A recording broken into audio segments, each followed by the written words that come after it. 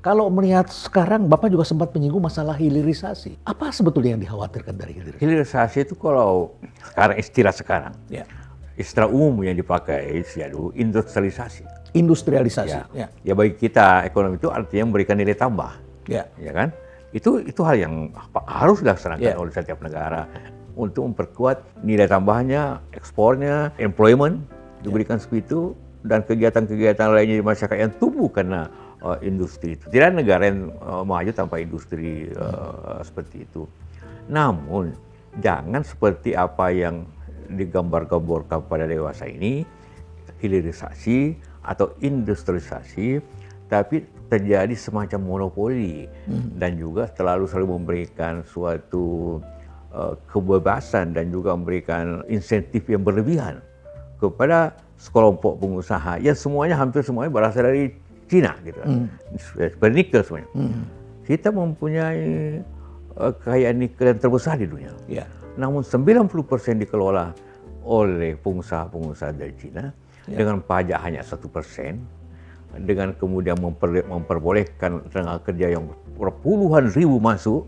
Mereka bangun sendiri di bangun sini. sendiri dan kemudian diekspor sendiri ke negaranya, sehingga yang kerja mereka, yang punya mereka, yang membangun mereka dan kemudian menguasai hasil hilirisasi itu. Kita mendapat apa? Kita mendapat kerusakan lingkungan yang luar biasa. Luar biasa. Kalau Anda ke Sulawesi Tenggara dan ke Sulawesi Tengah, itu lingkungan luar biasa rusaknya. Kemudian kita hanya mendapat bahagian daripada pekerja-pekerja yang lebih rendah dibanding dengan pengerjaan datang itu, sehingga UMR saja yang berlaku.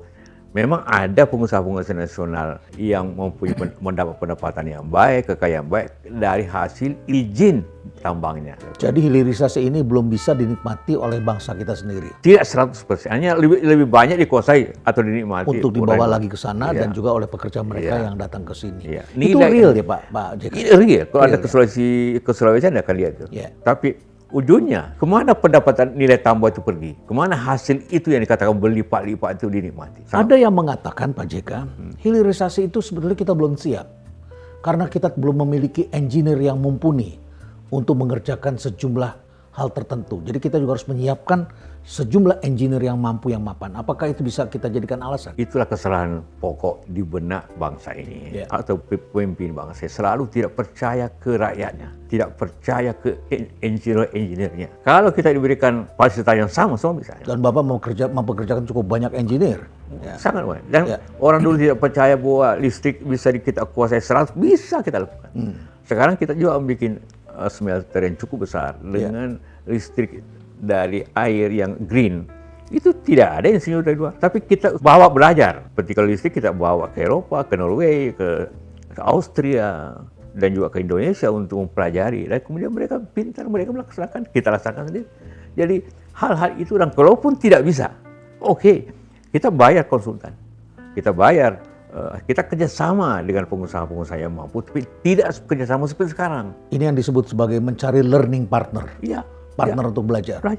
Nikel yang begitu banyak, dengan mudah, dengan murah, kita tidak bisa kelola. Kita bisa beli teknologi dunia ini bisa dibeli, teknologi apa yang tidak bisa beli? Atau seperti Iran ya, yang diberi sanksi ekonomi, tetapi ternyata bisa menghasilkan teknologi-teknologi sendiri. Itu terpaksa. Kita tidak perlu diembargo untuk itu. Justru kita lebih mudah mestinya.